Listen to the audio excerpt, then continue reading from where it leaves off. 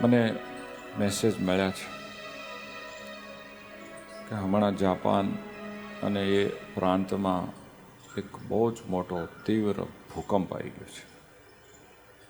8.8 સુધી પહોંચી જાય એટલો બધો ભયંકર ગોજારો ભૂકંપ. જ્યારે જ્યારે જગતમાં આવું બને ત્યારે હજારો આત્માઓ એનાથી ઇફેક્ટેડ થાય. કેટલા બધા બેઘર થાય, કેટલા સ્વજન ગુમાવે, દુઃખનો કોઈ પાર ન રહે. પરંતુ મને ને તમને મારા પ્રભુજીએ જો હજી સુરક્ષિત રાખ્યા હોય તો આપણે લાખ વાર એમનો આભાર માનવો જોઈએ. થેન્ક યુ કહું છું. એમને જ પ્રેમ કરવો છે, એમના માટે જીવવું જોઈએ, એમનું ગમતું કરવું જોઈએ. મારા પ્રભુજીની કૃપાનો મિસયુઝ કરીએ તો એ નાલાયકી કહેવાય. મહારાજ મને તમને ખાવા પીવા રહેવા ઓઢવા પહેરવા આપે, સર્વ પ્રકારે સુખ શાંતિ રાખે, અને આપણે ખાલી જલસા પાણી કરીએ, એ માન મોભા મર્તબામાં જિંદગી બગાડીએ તો આપણા માન ઢોરમાં શું ફેર ભાઈ?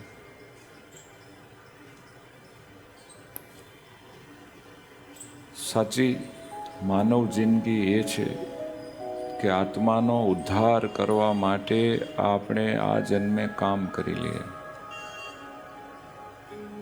ખરેખર ભગવાનની કૃપા એ છે કે ભગવાને આપણને તનથી મનથી ધનથી જેટલા પ્રકારે સુખિયા રાખ્યા હોય એ સર્વ પ્રકારે આપણા સૌના સાચા માલિક આપણા પરમ પિતા પરમાત્માને પરમ પ્રસન્ન કરી લે.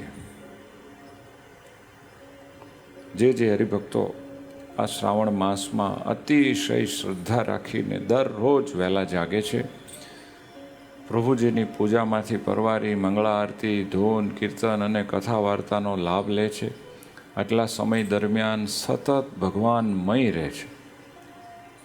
સારો સંસાર ભૂલીને શ્રીહરિ સંતો ભક્તોના મધ્યમાં બેસીને અક્ષરધામ જેવો આનંદ માણે છે. એ ખરી જીવનની કમાણી કરે છે. શાશ્વત સંપત્તિ છે એ. બાકીનું બધું જ મહણિયામાં સમાપ્ત થઈ જવાનું છે. આપણા માટે તો સમાપ્ત જ થઈ જવાનું છે ને ભાઈ. શરીર બળ્યું, એક જ સેકન્ડમાં આપણે 0 થઈ જવાના છે. અત્યારે ભલે હીરો થઈને ફરતા હોઈએ, તો સાચી સંપત્તિ એ નથી. સાચું સુખ આ ગાડી બંગલા માન મોટપ નથી.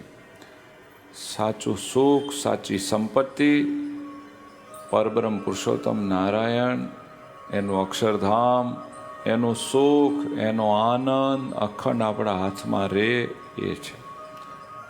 એ જો કામ કરવું હોય તો આળસ, પ્રમાદ, ગાફલાઈ મૂકીને દરરોજ આ સત્સંગ કરવો જોઈએ, રોજ કથા સાંભળવી જોઈએ,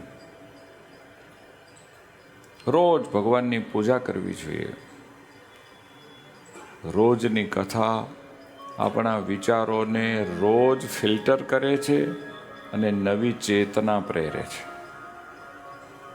એટલે તો આપણા વડવાઓ એવું કહી ગયા, સંત સમાગમ કીજે હો નિશ દિન, દિવસ રાત સંત સમાગમ કરજો ભાઈ. દિવસે તો કરજો જ, રાત્રે પણ કરજો. એ સંત સમાગમ વિના ક્યારેય દિવસ કે રાત પસાર કરશોમાં. જો તમે એક આખો દિવસ એવો વયો ગયો કે આજે આખો દિવસમાં કોઈ સંતનો લાભ ન લીધો, કોઈ સંતની દિવ્ય વાણી ન સાંભળી, કોઈ પ્રભુના પ્યારા પરમહંસના શ્રીમુખના શબ્દો ન સાંભળ્યા, એની સેવા ન કરી, એનું સાનિધ્યનું સેવન ન કર્યું, આજનો દિવસ હરામ છે. એક એવી રાત ચાલી ગઈ કે આજ રાત્રે કોઈ સંતનો આપણે લાભ ન લીધો, એ સંત દ્વારા ભગવંતમય ન બન્યા તો આ રાત પાપમય ગઈ. એ માણસના દિવસ રાત અને પશુના દિવસ રાતમાં કોઈ ફરક નથી. ઉલટાનો પશુને લાભ એટલો છે કે પશુને પાપ લાગતું નથી, આ 2 પગાળાને પાપ લાગે છે.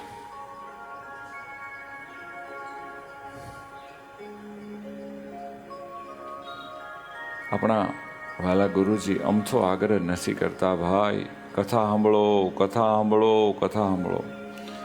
સ્વામિનારાયણ ભગવાને એવું કહ્યું છે કે જેને કથા વાર્તાનું અંગ નહીં અટકળ કરો એના જીવનમાં ક્યારેય રૂડા ગુણ આવશે નહીં. બેકાર છે એની જિંદગી, ઢોર જેવું. એ સત્સંગી હોવા છતાંય અહમ મમત્વ રાખીને મરી જશે. ઢોરને મેરા પછી કાંઈ ન મળે એમ આને કાંઈ નહીં મળે. જો ખરેખરી સાચી દિવ્ય જિંદગી જીવવી હોય અને દિવ્ય જીવન પ્રાપ્ત કરવું હોય તો એવું દિવ્ય જીવન જીવનારા, આપણને એવું દિવ્ય જીવન પ્રદાન કરનારા એક સાચા સદગુરુ, સંતો, ભક્તોના સાનિધ્યમાં રહેવું. એનો કદાપી કોઈ કાળે અભાવ આવવા દેવો નહીં, કોઈ સંજોગોમાં નહીં. વાલા ભક્તો, સ્વામિનારાયણ ભગવાને મને તમને આના માટે કેવા શબ્દો કહ્યા છે. આપણે સ્વામિનારાયણ ભગવાનને આપણા ઈષ્ટદેવ માનીએ અને જો એની વાત આપણા ધ્યાનમાં ન આવતી હોય ભાઈઓ, તો આપણે એના ભગત છે ના. આપણે એને માનીએ છીએ, એનો પુરાવો શું? સ્વામિનારાયણ ભગવાનના શબ્દો સાંભળો. વચનામૃત અંત્યનું 7.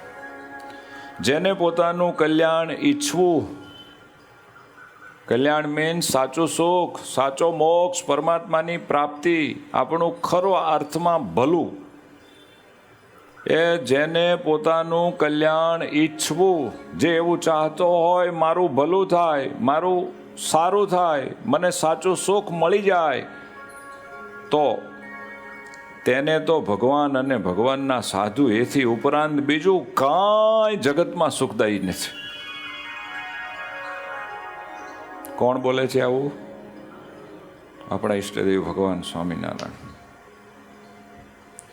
ભગવાન અને ભગવાનના સાધુ એથી ઉપરાંત બીજું કાંઈ સુખદાયી નથી. અને જો બીજું સુખદાયી માનીને એમાં આસક્ત રહ્યા તો ભયંકર દુઃખ આવવાનું છે.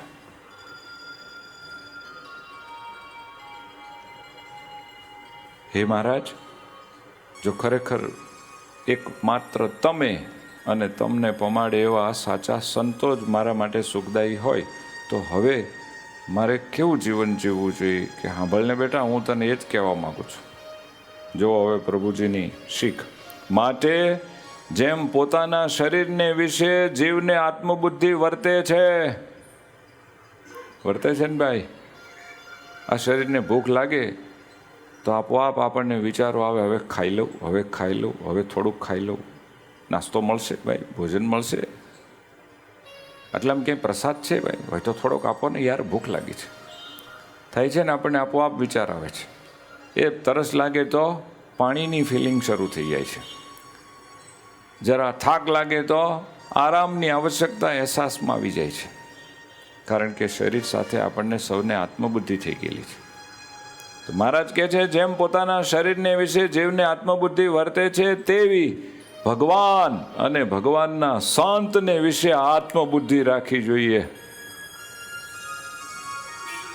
ભાઈઓ, આપણને આપણા ભૂખ, તરસ, આરામની ફિલિંગ આવે છે અને એ મળે તો આપણે બધા ખુશ થઈ જઈએ છીએ અને ન મળે તો આપણે મૂડલેસ રહીએ છીએ. શું કરીએ? સવારનું ખાવા નથી, આજે આરામ નથી મળતો, 2-3 દિવસથી હું અપસેટ છું. કારણ કે શરીર હારે આપણે બધા એક મેક છીએ. શરીરનું સુખ એ જ આપણું સુખ આપણને લાગે છે. પણ મહારાજ કહે છે તમે મારા ભક્તો હો, તમારે કલ્યાણ કરવું હોય તો તમારે ચેન્જ કરવો જરૂરી છે. શું?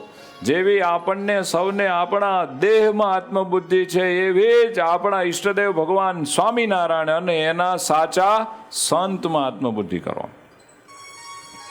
અને ભગવાનના ભક્તનો પક્ષ દ્રઢ કરીને રાખ્યો જોઈએ. કોનો પક્ષ રાખવો જોઈએ? ભગવાનના ભક્તનો પક્ષ. ત્યારે સ્વામિનારાયણ ભગવાનના શબ્દો સાંભળો. એ જેમ પોતાના શરીરને વિશે જીવને આત્મબુદ્ધિ વર્તે છે તેવી ભગવાન અને ભગવાનના સંતને વિશે આત્મબુદ્ધિ રાખવી જોઈએ અને ભગવાનના ભક્તોનો પક્ષ દ્રઢ કરીને રાખ્યો જોઈએ. કેવો રાખવો જોઈએ? દ્રઢ, કે મન આગું પાછું થાય, ક્યારેક માન અપમાનની ઇફેક્ટ આવે, પણ એમાં ઢીલા નહીં પડવાનું. ભગવાન અને મારા ભગવાનના વાલા સંતો હરિભગત એ જ મારા સાચા વાલા છે, એ જ મારા સાચા સગા છે. એનો પક્ષ કોઈ દી છોડાય નહીં, મનનો માયાનો પક્ષ કોઈ દી લેવાય નહીં. અને જો હવે આમાં ક્યાં ક્યાં સુધીની કન્ડિશન છે હર્ષદભાઈ? વાલા મહારાજ આપણા ઈષ્ટદેવ કેવી કન્ડિશન આપે છે, સાંભળો. અને તે પક્ષ રાખતા થકા આબરો વધો અથવા ઘટો. આપણે સ્વામિનારાયણ ભગવાનનો, આપણા મોક્ષના દાતા સાચા સદગુરુનો, એમની નિષ્ઠાવાળા સંતોનો, હરિભક્તોનો પક્ષ રાખતા હોઈએ અને રાખતા રાખતા આપણી આબરૂ વધી ગઈ, આખા સત્સંગમાં આપણી ક્રેડિટ વધી ગઈ, લોકો આપણે વિશે બહુમાનથી જોવા લાગ્યા, ખેર વધી ગઈ. અને કાં તો આવો પક્ષ રાખવા જતા કેટલાક વર્ગમાં આપણી આબરૂ ઘટી ગઈ, લોકો આપણી નિંદા ટીકા કરવા લાગ્યા. એ ખેર કરો, નિંદા ટીકા જાઓ, હું તો મારા સ્વામિનારાયણ ભગવાનની આજ્ઞા વચન પાળીશ. આ સાચું કહેવાય. એ તે પક્ષ રાખતા થકા આબરૂ વધો અથવા ઘટો. અને હજી સાંભળો આગળ, અથવા માન થાવો કે અપમાન થાવો. આવું છે. એ તમારા ઘરવાળાને કોઈ ભગવાનના ભગતનો અભાવ આવ્યો હોય અને પછી બબડાટ કરતાં કરતાં તમારી પાસે ઘરે આવે, એનું સાંભળવા માંડો, પછી શું થાય? સાચું કહેજો હો, સવારના પોરમાં ભગવાનની સાક્ષીએ. ખોટું બોલ્યા તો ખેર નથી તમારી.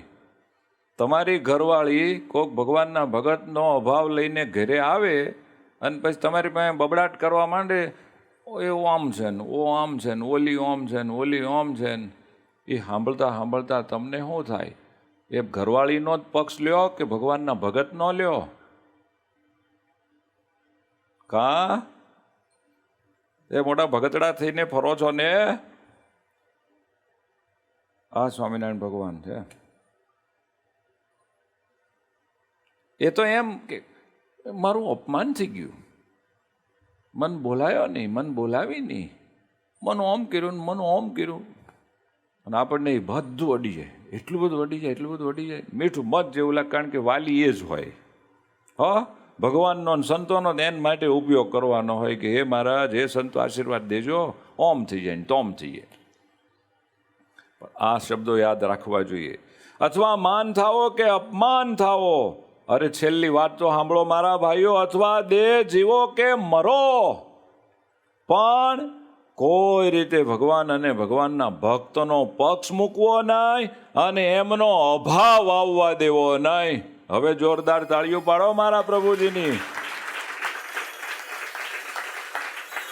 આ સર્વોપરી સ્વામિનારાયણ ભગવાન છે.